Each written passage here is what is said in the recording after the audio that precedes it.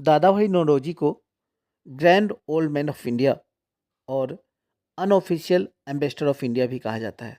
दादा भाई नौरोजी को भारतीय राष्ट्रीय कांग्रेस के अध्यक्ष 3 बार बनने का अवसर प्राप्त हुआ।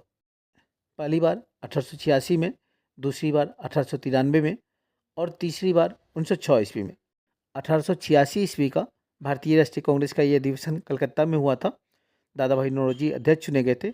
उससे 1 वर्ष पहले ही कांग्रेस की स्थापना हुई थी सन 1885 में, और कांग्रेस की संस्थापना सत्र के अध्यक्ष थे व्योमेश चंद्र बनर्जी।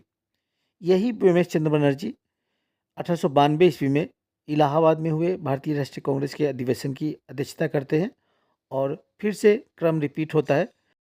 यानी जैसे 1885 में व्योमेश चंद्र बनर्जी के बाद 1886 में दादा भाई नौरोजी अध्यक्ष बनते हैं, उसी तरह 1892 में व्योमेश चंद्र बनर्जी के बाद सन 1893 ईस्वी में दादा भाई नौरोजी एक बार फिर से भारतीय राष्ट्रीय कांग्रेस के अध्यक्ष चुने जाते हैं। दादा भाई नौरोजी तीसरी और अंतिम बार सन 1906 ईस्वी में भारतीय राष्ट्रीय कांग्रेस के अध्यक्ष चुने गए थे कलकत्ता अधिवेशन में। और इसी कलकत्ता अधिवेशन में स्वदेशी आंदोलन, बहिष्कार आंदोलन, राष्ट्रीय शिक्षा और स्वशासन, इन चारों से संबंधित प्रस्ताव भारतीय राष्ट्रीय कांग्रेस ने औपचारिक रूप से पारित किया था। इससे 1 वर्ष पहले कांग्रेस का अधिवेशन हुआ था वर्ष 1905 ईस्वी में। बनारस में गोपाल कृष्ण गोखले अध्यक्ष चुने गए थे और उस समय पूरे देश में स्वदेशी आंदोलन पूरे जोर शोर से चल रहा था। बंगाल विभाजन के विरोध में शुरू हुए स्वदेशी आंदोलन के विस्तार, प्रकृति इत्यादि को लेकर कांग्रेस के गर्मपंथी और नरमपंथी धड़ों के बीच मतभेद लगातार बढ़ते जा रहे थे। संघर्ष के हालात उत्पन्न हो गए थे।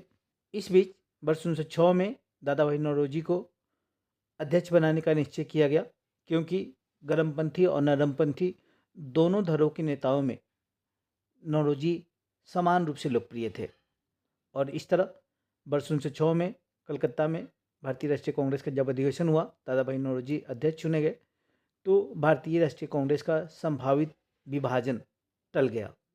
लेकिन ये विभाजन टला ही क्योंकि दोनों धड़े अगले 1 वर्ष तक अपने अपने हिसाब से स्वदेशी, बहिष्कार, राष्ट्रीय शिक्षा और स्वशासन से संबंधित भारतीय राष्ट्रीय कांग्रेस के प्रस्तावों का विश्लेषण करते रहे।